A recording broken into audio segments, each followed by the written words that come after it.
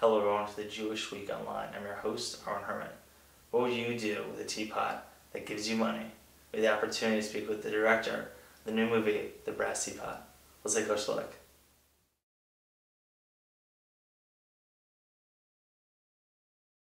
If I had $1 million, I'd stay in bed with you all day. We're letting people go, John. You're the first. We have a lot of applicants, all of whom have 10 years experience. Okay. Things will get better. You're gonna have an amazing job one day. The Antiques Roadshow is coming this weekend. Why don't we see if we can find something and get on TV? I'm so sorry for this, John. Look! It gives you money when you hurt yourself. We have to promise to stop before it gets out of control. We make our million and we stop. I'll take the full Brazilian. I want it all gone. Let's do this the old-fashioned way. So, John, are you still with the same company? We switched to private investing. It looks like you're doing all right. Shabbat Shalom. Where is the teapot?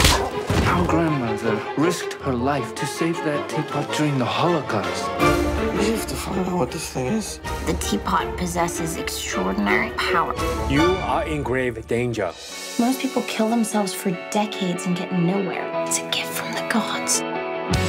We said we'd stop when it got out of hand.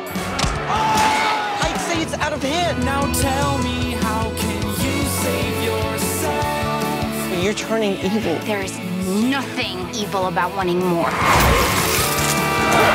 What's happening to your face? Your eyes like hanging out? I'm fine. Whatever it is that's going on, it's not worth it. Don't say we didn't warn you.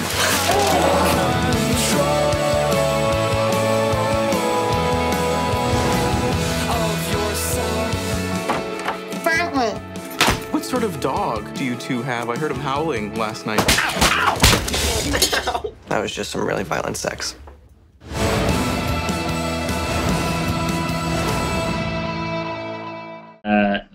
The touching moments in the film is, I think towards the end when, when the money starts coming out of the teapot, it's actually like, the first time that happens, that's just surprising, And when you learn that this brass teapot has gone through generations of noblemen and good people, bad people, being stolen from Hitler during the Holocaust, and then being saved by one of the cast. How does that play into everything? Because you have so many, you have this teapot that is giving you money when you hurt yourself, or you're telling a lie, or you're telling the truth. And then you have some Jewishness involved. You have the Hasidim breaking in and threatening, to take back the teapot. How do you intertwine all these different themes? Well, let me speak to the sweetness. I grew up watching movies like E.T. and Close Encounters and Splash.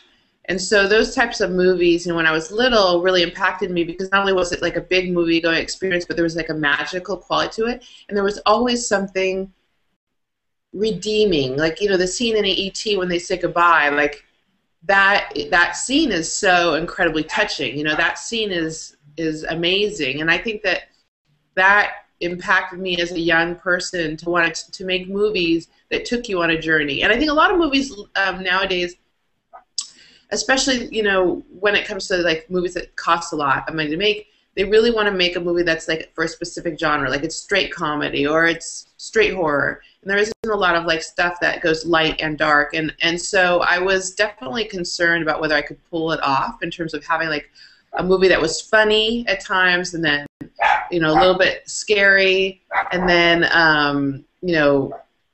sweet, tender, and but I felt like those were the movies that I love, and those were the movies that I wanted to, that was the kind of movie I wanted to make. And so I feel it's funny that you talk about the end. You're quoting the lines to me because I have to say that every time I watch that scene, it brings tears to my eyes. Just to watch Juno Temple in that moment. She's so in the moment, you know, where she's giving the teapot up, and I didn't even anticipate that this would be this moment where she would cry, but it was what was real for her, you know, that she has come through this whole process and changed so much from being this very like superficial person to having so much heart.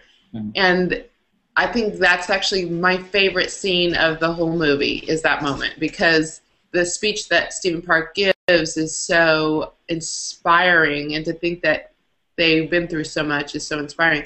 I think that I feel that, you know, making this film, you know, wanting it to be a fairy tale and wanting it to be entertaining was really important, but I also felt that there was a message that I wanted to convey, which is this idea of, do we need to keep buying more stuff?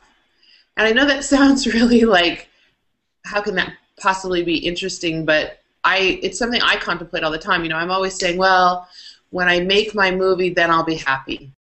When I have a house, then I'll be happy. You know, when I get married, then I'll be happy. All these things throughout my life I've said, and then, you know, I get those things and they happen, and then I'm still like, have this little bit of angst, you know, in myself. And so it's something I've been thinking a lot about, and I really wanted to try to, in a small way, have this story, have this moral compass, which is that things will not make you happy.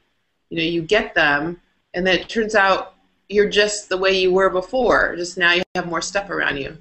And that was... As you can see, The Brass Teapot is a fun movie, which shows that money isn't everything, and that love truly does conquer all. This is Aaron Herman. Thanks for watching.